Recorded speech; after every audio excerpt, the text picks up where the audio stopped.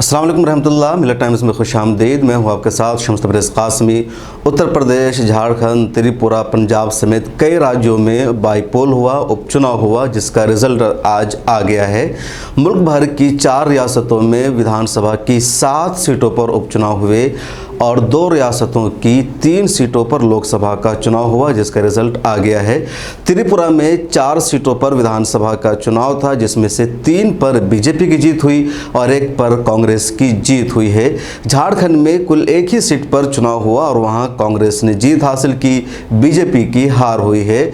इसके अलावा आंध्र प्रदेश में विधानसभा की 1 सीट पर चुनाव हुआ और उसमें वाईएसआर कांग्रेस की जीत हुई और बीजेपी की वहां हार हुई।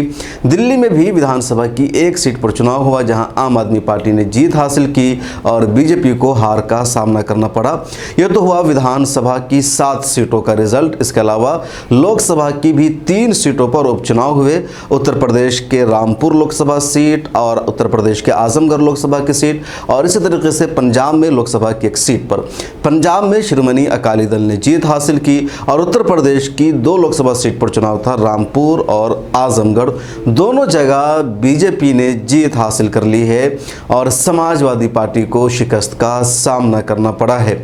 रामपुर लोकसभा सीट से समाजवादी के उम्मीदवार थे आसिम राजा, जो एक तरह से कहा जाता है कि वो आजम खान के करीबी थे, और आजमगढ़ से समाजवादी पार्टी के उम्मीदवार थे धर्मेंद्र। दोनों को हार का सामना करना पड़ा।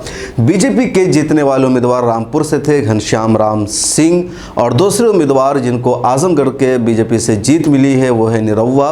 निरहुआ को पिछली बार हार का सामना करना पड़ा था, लेकिन दोनों जगह इस मरतबा बीजेपी ने जीत हासिल कर ली। आजमगढ़ से एक और उम्मीदवार चर्चे में थे और वो है शाह आलम गुड्डू जमाली। शाह आलम गुड्डू जमाली ने भी ज़बरदस्त मुकाबला किया, लेकिन कुछ वोटों से वो तीसरे नंबर पर रहे। हालांकि दोनों के यानी सभी कैंडिडेट के वोट की जो तादाद है वो 2 लाख से ऊपर ही गई। जीतने वाले उम्मीदवार की तादाद के वोटों की तादाद तकरीबन 3 लाख पहुंच गई है। उसके बाद 2,86,000 और गुड्डू जमाली के वोट की तादाद भी 2 लाख से ऊपर रही। ये तो रिजल्ट हुआ जो एक मामला है, लेकिन सबसे बड़ा सवाल ये कि रामपुर लोकसभा सीट जहां 50% से ज़्यादा मुसलमानों का वोट है और गैर मुस्लिम वोट वहां सिर्फ 45% है, वहां बीजेपी कैसे जीत गई। दूसरा सवाल, रामपुर को आजम खान का गढ़ कहा जाता है। आजम खान के गढ़ में बीजेपी ने कैसे सेंध मार दी। तीसरा सवाल, समाजवादी पार्टी और बीजेपी के दरमियान ही सीधे सीधे मुकाबला था। कांग्रेस का उम्मीदवार नहीं था, बीएसपी का उम्मीदवार नहीं था, इसके बावजूद समाजवादी पार्टी के उम्मीदवार को बदतरीन हार का सामना क्यों करना पड़ा। ये 3 सवाल है जिस पर लोग चर्चा कर रहे हैं, बहस कर रहे हैं। अगर हम आपको डिटेल्स बताएं, हमने वो काउंट भी किया है कि किसको कितना वोट आया है। जो इलेक्शन कमीशन ऑफ इंडिया की वेबसाइट है उसके मुताबिक रामपुर लोकसभा सीट पर आसिम राजा को 3,25,205 वोट मिले हैं और जो जीतने वाले उम्मीदवार हैं घनश्याम राम सिंह, उनको 3,67,104 वोट मिले हैं, यानी तकरीबन 35-40 हज़ार वोटों के फ़र्क से बीजेपी उम्मीदवार ने यहाँ जीत हासिल कर ली, जबकि मुसलमानों का वोट यहाँ ज़्यादा है और समाजवादी पार्टी है तो उसके अलावा मुसलमानों के अलावा वोट भी समाजवादी पार्टी को मिलता है। इसके बावजूद समाजवादी पार्टी को बड़े फ़र्क से हार का सामना करना पड़ा। आज़म खान के गढ़ में हार का सामना पड़ा। आखिर क्यों? क्या मुसलमानों ने वोट नहीं दिया या फिर मुसलमानों का वोट आज़म खान यानी समाजवादी के उम्मीदवार के अलावा बीजेपी के उम्मीदवार को गया? या तीसरा सवाल यह भी हो सकता है जो मुस्लिम उम्मीदवार है या उनका कैरेक्टर सही नहीं हो, उनकी हालत अच्छी नहीं हो और मुसलमानों ने भी बीजेपी को वोट कर दिया हो। या फिर ये भी हो सकता है, जैसा कि बार बार खबरें आ रही थी कि मुसलमानों को वोट देने नहीं दिया जा रहा है, मुसलमानों को वोट देने से रोका जा रहा है। खुद 1-2 वीडियो मिल्लत टाइम्स के ट्विटर पर भी आई थी जिसमें बताया गया कि लोगों को वोट देने से रोका जा रहा है। लोग घरों से वोट देना चाहते हैं लेकिन पुलिस उन्हें रोक रही है, परेशान कर रही है, उन्हें बैठा करके थाना पहुँचाया जा रहा है। ये भी वजह रही। खुद जब चुनाव हो गए तो आज़म खान के बेटे अब्दुल्ला आज़म का स्टेटमेंट आया और कहा चुनाव कराने से अच्छा था पहले ही रिज़ल्ट का अनाउंसमेंट कर देते, नतीजा का ऐलान कर देते, किसकी हार और किसकी जीत होगी। तो ये सब मिलाकर कई सारे सवाल है कि आज़म खान के गढ़ में उसकी जीत कैसे हो गई बीजेपी की। पिछली मरतबा यानी जब 2019 का लोकसभा चुनाव हुआ था तो आज़म खान को लोकसभा के चुनाव में जीत मिली थी। उसके बाद जब विधानसभा का चुनाव हुआ तो आज़म खान उसमें भी खड़े हो गए और इसी की वजह से उन्होंने एमएलए की सीट को बाकी रखी तो उनकी सीट खाली हो गई। तो एक तरह से सीट आज़म खान की थी जहां पर बीजेपी की अब जीत हो गई है। कुछ लोगों का यह भी मानना था कि अगर वहां से आज़म खान खुद चुनाव लड़ते या कम से कम आज़म खान की बीवी तज़ीन फातिमा चुनाव लड़ती, इनको उम्मीदवार बनाया जाता तो हो सकता है मुसलमानों के दरमियान भी जोश रहता, जज्बा रहता और उनकी जीत हो जाती। लेकिन इसकी वजह से भी मुस्लिम वोटों में भी ज़्यादा वोट देने की फ़िक्र नहीं थी, ये भी वजह कुछ लोग बता रहे हैं।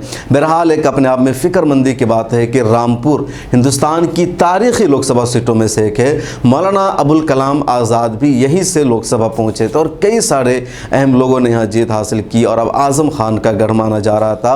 उस गढ़ में बीजेपी ने सेंध लगा करके जीत हासिल कर ली है। 51% से ज़्यादा मुस्लिम वोट है। यहाँ 7-8 विधानसभा सीट है और सभी विधानसभा सीट में एक के अलावा मुसलमान मेजोरिटी में है। इसके बावजूद मुसलमानों की या समाजवादी की हार हुई है। आजमगढ़ लोकसभा सीट की बात करें तो आजमगढ़ लोकसभा सीट को भी समाजवादी का गढ़ माना जाता है। यहाँ 30% मुस्लिम वोट है, बकिया यादव वोट है और दूसरे वोट है। यहाँ पिछली बार निरहुआ की बुरी हार हुई थी, अखिलेश यादव की जीत हुई थी। अखिलेश यादव यहाँ से जीते भी थे, वो एमपी थे, लेकिन अखिलेश यादव ने फैसला किया विधानसभा चुनाव हारने के बाद कि अब हम अपोजिशन में बैठेंगे और हम यही रहेंगे और लोकसभा की सदस्यता से उन्होंने इस्तीफा दे दिया और कहा अपोजिशन लीडर के तौर पर अपना किरदार अदा करेंगे। तो आजमगढ़ लोकसभा की जो सीट है वो अखिलेश यादव की थी। नतीजे के मुताबिक कि आम रवायत के मुताबिक अखिलेश यादव के उम्मीदवार को ही वहां जीतना था, लेकिन अखिलेश यादव के उम्मीदवार धर्मेंद्र की वहां हार हो गई और बीजेपी ने वहां भी जीत एक तरह से हासिल कर ली है। यहाँ शाह आलम गुड्डू जमाली भी बहुजन समाजवादी पार्टी से उम्मीदवार थे, उन्होंने भी अच्छा फाइट दिया है और 2,50,000 वोट हासिल किया है। इसके अलावा निरहुआ को 2,91,000 वोट किया है मिला है और धर्मेंद्र यादव को 2,81,000 वोट मिला है। तो ये सारा फ़र्क इतने अच्छे खासे फ़र्क से मतलब मामूली फ़र्क है जो एक दूसरे को वोट आया है, लेकिन बीजेपी की निरहुआ ने जीत हासिल कर ली। अब कमी कहाँ रह गई? मुसलमानों ने बहुत ज़्यादा सपोर्ट किया शाह आलम गुड्डू जमाली को।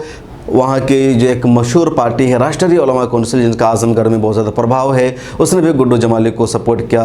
दिल्ली से एडवोकेट महमूद पराचा, जिनका अपना एक हल्का है, उन्होंने भी गुड्डू जमाली के हक़ में अपील की थी, लेकिन इसके बावजूद गुड्डू जमाली तीसरे नंबर पर रहे। हालांकि गुड्डू जमाली ने तीसरे नंबर पर आने के बाद अपना एक स्टेटमेंट दिया और कहा है कि हार और जीत मेरे लिए मायने नहीं रखता, मैंने अपनी मेहनत की और अच्छा खासा वोट हासिल किया है, जो कमी रह गई है उसको 2024 में हम पूरा करने की कोशिश करेंगे।